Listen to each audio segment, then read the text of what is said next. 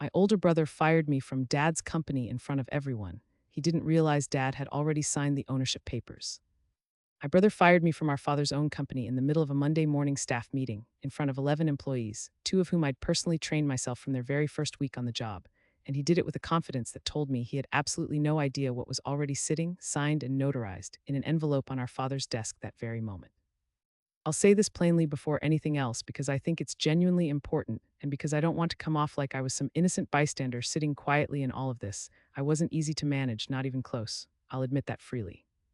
I've always had a hard time taking direction from my brother specifically, not because he's incompetent, he isn't, but because some old, ugly 13-year-old version of me still resents that he got to be born first and never let me forget it, not once, not even now that we're both grown adults running a business together. That resentment made me a difficult employee sometimes, slow to follow instructions I disagreed with, quick to go around him to our father instead of working things out directly like an adult should.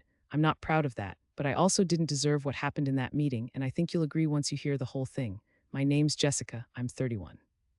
My father, Frank, built a mid-sized commercial printing company from nothing over almost 40 years, the kind of business most people never think about until they need 10,000 glossy trifle brochures by Friday morning, but the kind of business that quietly employs 40 people and turns a very healthy profit doing unglamorous, essential work for other businesses across 3 states. My older brother Todd, 36, had worked there since he was 19, worked his way up through every single department over the years, and had been running day-to-day operations as general manager for the last 6 years while Dad slowly stepped back from the floor. I came into the business later at 26 after a few years doing something else entirely that didn't pan out the way I'd hoped, and Dad brought me in running the sales side, dealing directly with our biggest commercial accounts. I was good at it, I want that on the record too. Whatever else is true about how I handled myself internally with Todd, I was genuinely good at my job, and our numbers on the accounts I managed proved it every single quarter. The tension between Todd and me had been building for a couple of years, mostly over Dad's health. He'd been diagnosed with early-stage Parkinson's about 18 months before any of this happened, something he kept quiet from most of the staff but that Todd and I both knew, both watched happen in small increments. A slight tremor here, more fatigue there, days he'd come in for 2 hours instead of a full shift and then apologize for it like it was somehow his fault. Todd, understandably, started taking on more. I understood that completely.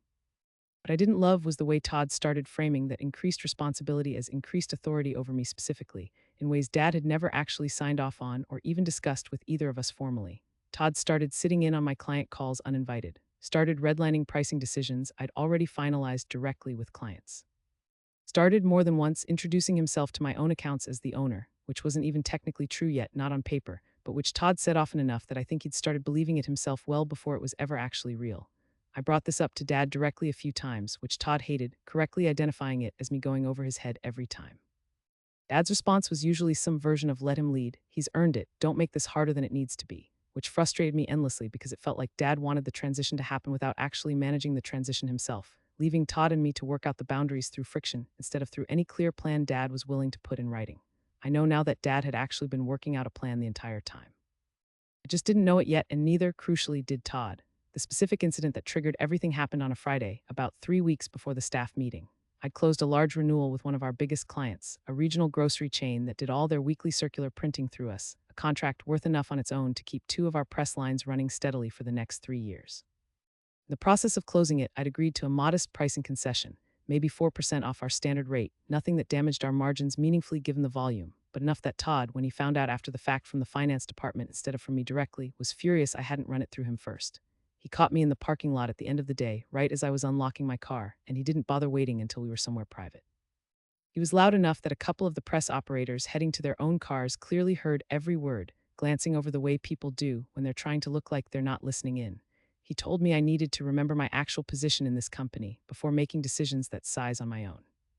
I told him my actual position was the one that had just kept our biggest account locked in for another 3 years, and that maybe he should be thanking me instead of chewing me out in a parking lot in front of the entire press crew.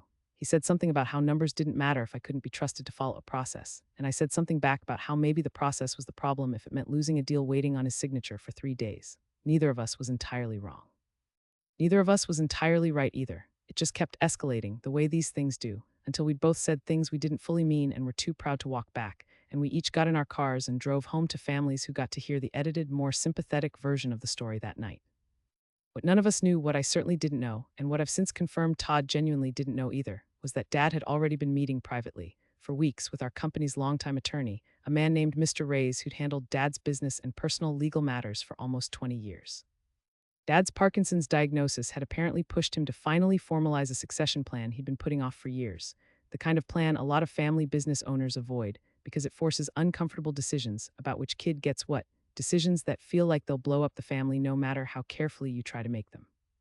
Dad had decided, according to what Mr. Reyes told me much later, that the Ferris structure was a formal ownership transfer that split the company's voting shares between Todd and me equally, 51% total moving to the two of us jointly, with Dad retaining a minority interest and stepping into a chairman in name-only role, with Todd remaining general manager for day-to-day operations, but with major decisions, including anything touching personnel, now requiring both of our sign-off rather than Todd's alone.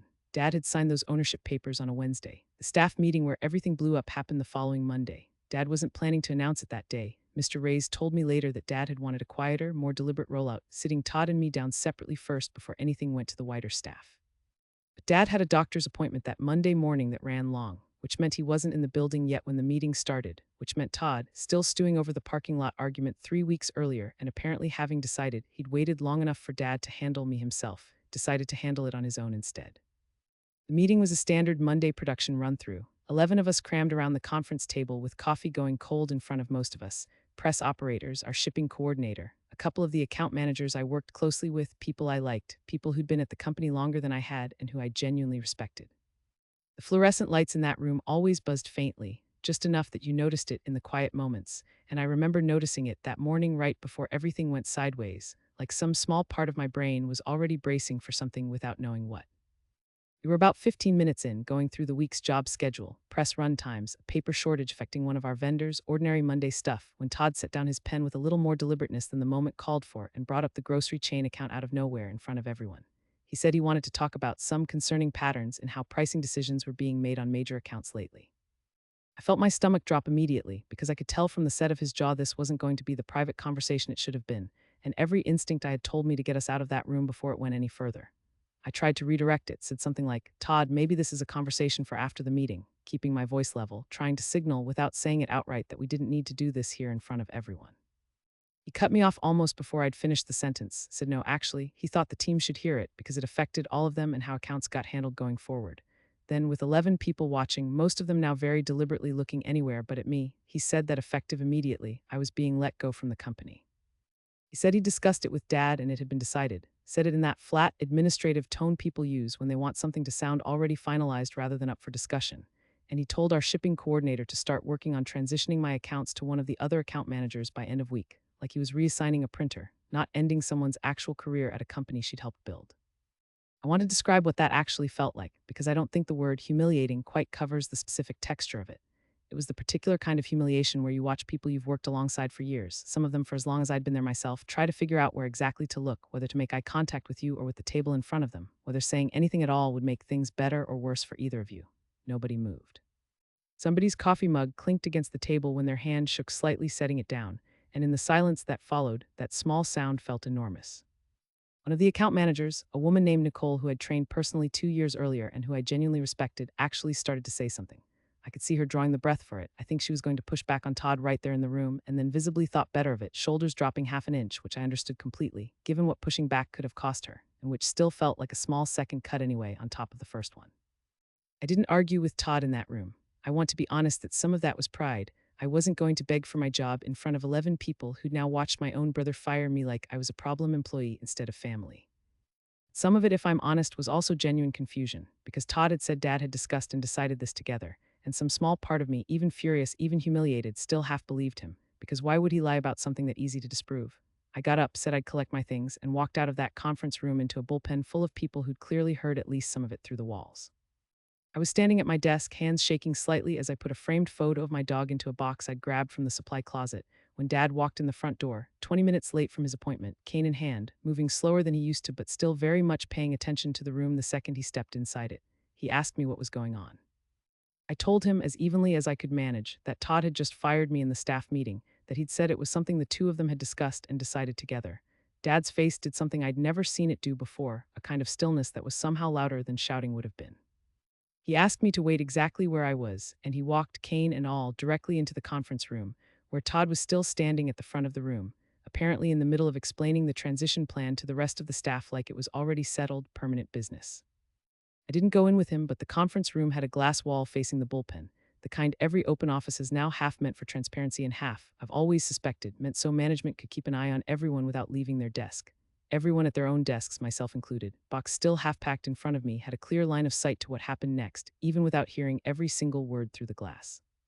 I'd walked to the front of the room, cane tapping against the floor with each step, and stood next to Todd, who from the look on his face had clearly assumed, right up until that exact moment, that Dad's arrival meant reinforcement rather than correction.